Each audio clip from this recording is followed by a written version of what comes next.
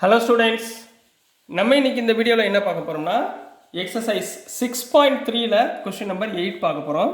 So question number 8 பொறுத்த வரைக்கும் நம்ம தான் டயக்ராம் ட்ரா பண்ணுற மாதிரி இருக்கும். சரிங்களா? ஸோ நல்லா கவனமாக பாருங்கள். E is a point on the side AD produced of a parallelogram ABCD அப்படின்னு கொடுத்துருக்காங்க. அப்போ நீங்கள் முதல்ல ஒரு parallelogram நீங்கள் ஃபார்ம் பண்ணிக்கோங்க. ஒரு டயக்ராம் பொண்ணு போட்டுக்கோங்க. சரிங்களா? இங்கே ஏ பி சி டி ரைட்டுங்களா? இப்படி வந்தால் கிளாக் வைஸ், இப்படி வந்தால் ஆன்டி கிளாக் வைஸ், நீங்கள் எப்படி வேணாலும் மாற்றி போட்டுக்கலாம். இதில் என்ன சொல்லியிருக்காங்க? Is a point on the side AD produced.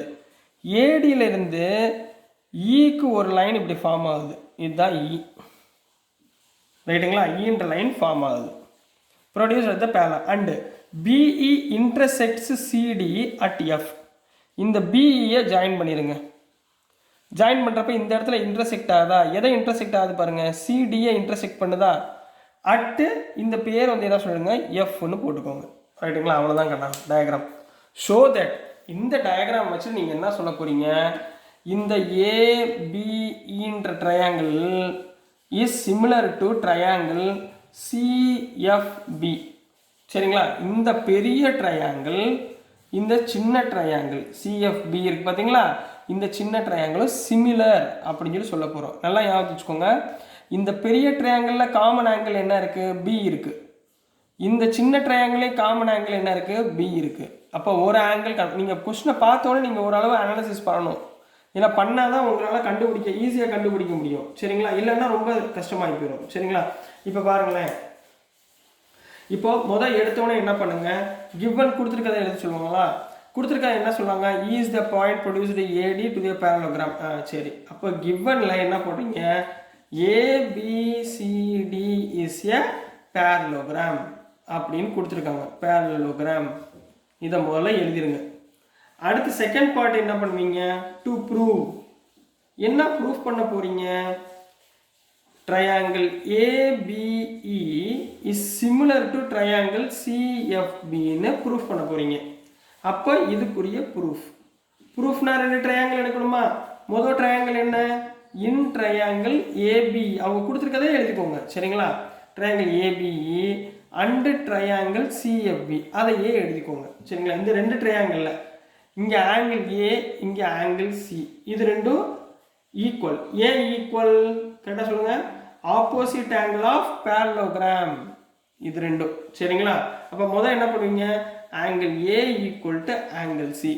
எதனால் ரீசன் எழுதணும், opposite sides of parallelogram are equal. Parallelogram are equal. Right. அடுத்த ஆங்கிள் பாருங்க, ஆங்கிள் ஏஇபியும் ஆங்கிள் சிபிஎஃப். இங்கே பாருங்க, ஏஇபியில் இங்கே பாருங்க இ, அடுத்து இங்கே பி. சரிங்களா? சிபிஎஃப் இதில் இந்த ஆங்கிள், இதில் இந்த ஆங்கிள், இது ரெண்டும் பாருங்களேன் என்ன ஆங்கிள், இது ரெண்டும் ஈக்குவல் சொல்லாம. எதனால, alternative interior angle, alternate interior angles. அதனால இது ரெண்டும் ஈக்குவல் ஆயிடுச்சு. தேர்ஃபோர் ஏஇ வந்து என்ன ஆயிரும், பேரலல் டு பிசி ஆயிருமா? இந்த ஏஇன்றது இந்த பிசிக்கு என்ன ஆயிடுச்சு, பேரலல் ஆயிரும். ஸோ பை ஆங்கிள் ரெண்டு ஆங்கிளும் சிமிலர்னு சொல்லியாச்சு. Angle similarity triangle ABC is similar to triangle சிஎஃப்பி, ஹென்ஸ் ப்ரூவ்ட். அவ்வளோதாங்கண்ணா. ஏதாவது கஷ்டம் இருக்கா? ரொம்ப ஈஸியாக முடிஞ்சா? நீங்கள் பாருங்கள், டயக்ராம் வரையணும், கான்செப்ட் டயக்ராம், அவ்வளோதான். சரிங்களா? கரெக்டாக மனப்பாடம் பண்ணாமல் க்ளீனாக பார்த்தீங்கன்னா பக்காவாக நம்ம அடித்து ஃபுல் மார்க் எடுக்கலாம். ஞாபகத்தில் வச்சுக்கோங்க, கான்ஃபிடென்ட்டாக படிங்க. சரிங்களா? சும்மா போட்டு மனப்பாடம் பண்ணுறோன்னு சொல்லிட்டு போட்டு உலட்டிக்கிட்டு இருக்கக்கூடாது. நெக்ஸ்ட்டு நம்ம எழுதுகிறப்ப நம்மளுக்கு மார்க் வந்துடணும். அந்த மாதிரி கான்ஃபிடென்ட்டாக இருக்கணும். அவங்க திருத்தும் போது நம்ம பேப்பரில் எழுதும்போது நம்மளுக்கு மார்க் கொடுக்குற மாதிரி நம்ம ப்ரெசன்டேஷன் இருந்துச்சுன்னா கண்டிப்பாக எல்லா சாருமே உங்களுக்கு சூப்பர் மார்க் போடுவாங்க. உங்கள் ப்ரெசன்டேஷனை பொறுத்து இருக்குது. சரிங்களா? இப்போ கொஸ்டின் நம்பர் 9 கண்ணா. கொஸ்டின் நம்பர் 9ல் ஒரு ஃபிகர் கொடுத்துருக்காங்க. சரிங்களா? ஃபிகரை முதல்ல ட்ரா பண்ணிடுறேன். ஏபின்னு ஒரு ஃபிகர் கொடுத்துருக்காங்க. இங்கே சென்டராக வந்து பி. சரிங்களா? ஏபிசின்னு ஒரு ட்ரையாங்கிள் ஃபார்ம் பண்ணியிருக்காங்க. ஏபிசி ஒரு ரைட் ஆங்கிள் ட்ரையாங்கிள். இதில் பி வந்து 90 டிகிரின்னு கொடுத்துருக்காங்க. இந்த பியிலேருந்து ஒரு பாயிண்ட் கட் ஆகிருக்கு. சரிங்களா? இந்த பாயிண்ட்டை பின்னு வச்சுக்கோங்க. ரைட்டுங்களா? இதை வந்து எம்முன்னு கொடுத்துருக்காங்க. இது வந்து பைசெக்ட் பண்ணியிருக்கு. எந்த இதை ஏசியை பைசெக்ட் பண்ணியிருக்கு. ரைட்டுங்களா? இப்போ என்ன கொடுத்துருக்காங்க பாருங்கள் கொஸ்டினில். In figure ABC and AMP are ஏபிசினா இதுமா ஏபிசி அண்டு ஏஎம்பி இந்த ட்ரையாங்கிள் போலசம் மாதிரியே இருக்குது பாருங்கள். சரிங்களா? ABC and AMP are two right angle triangles. இது ரெண்டுமே ரைட் ஆங்கிள் ட்ரையாங்கிள். அப்போ எம்மோட ஆங்கிள் 90 டிகிரி, பியோட angle 90 degree. Right right angle at B and M respectively. Prove that. இப்போ இதுதாம்மா கண்ணா ப்ரூவ் பண்ண சொல்லியிருக்காங்க. என்ன ப்ரூவ் பண்ண சொல்லியிருக்காங்க? Number 1, triangle ABC is congruent to triangle AMP. இது நம்பர் 1ல ப்ரூவ் பண்ண சொல்லியிருக்காங்க. நம்பர் 2ல என்ன சொல்லியிருக்காங்கன்னா CA by PA is equal to BC by MP அப்படின்னு. CA by PA எங்க இருக்கு பாருங்க, CA PA. சரிங்களா? Equal to BC MP. BCயும் MPயும் இது ரெண்டும் ரேஷியோ பண்ணுறப்ப உங்களுக்கு ஈக்குவலாக இருக்குன்னு சொல்கிறாங்க.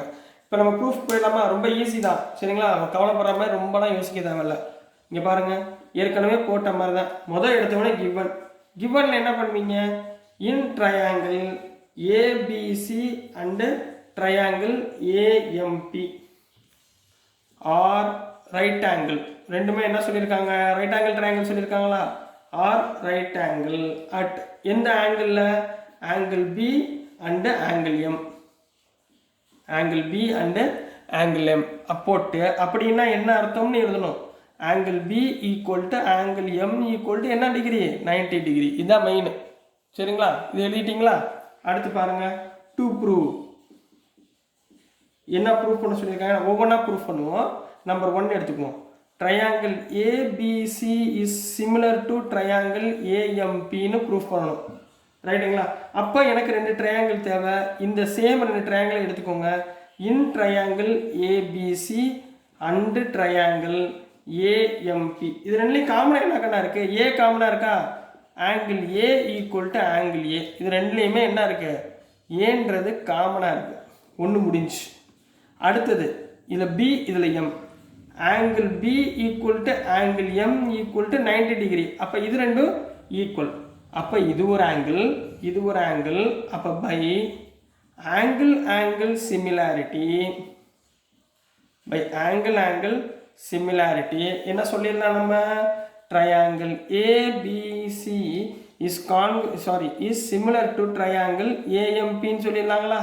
ஸோ முடிஞ்சு. First proof over. எப்படி டக்குன்னு முடிஞ்சா? ரொம்ப ஈஸி தான். கான்செப்டை மட்டும் பார்த்துக்கோங்க. சரிங்களா? நம்பர் 2 செகண்ட் ப்ரூஃப் பார்க்கலாமா? என்ன ப்ரூஃப் பண்ண சொல்லியிருக்காங்க? டு ப்ரூவ் என்ன கண்ணா ப்ரூஃப் பண்ண சொல்லியிருக்காங்க? CA by PA is equal to BC by MP. இதை தான் ப்ரூஃப் பண்ண சொல்லியிருக்காங்க. ரைட்டுங்களா? நல்லா கவனமாக சொல்லுங்க. If 2 triangles are similar. இப்போ இந்த ட்ரையாங்கிளும் சிமிலர்னு சொல்லிட்டாங்க, ஏஎம்பியும். ரைட்டுங்களா?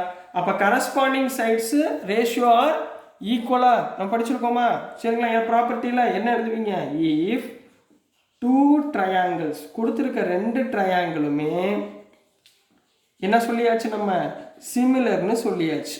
Right. If 2 triangles are similar, அப்போது அதோட கரஸ்பாண்டிங் சைட்ஸ் இருக்குது பார்த்தீங்களா?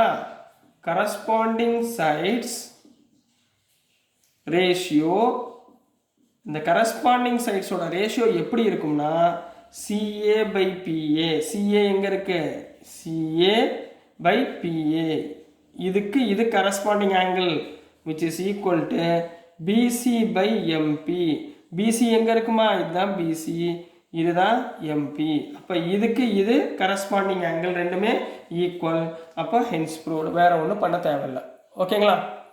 ஸோ டியர் ஸ்டூடெண்ட்ஸ், நான் அனுப்புகிற வீடியோஸ் உங்களுக்கு பிடிச்சதுன்னா மறந்துடாமல் லைக் பண்ணுங்கள், ஷேர் பண்ணுங்கள், மறக்காமல் சப்ஸ்கிரைப் பண்ணுங்கள் ஸ்டூடெண்ட்ஸ். உங்கள் ஃப்ரெண்ட்ஸ் இருந்தாலும் கொஞ்சம் ஷேர் பண்ணி அவங்களுக்கு ஹெல்ப் பண்ணுங்கள்.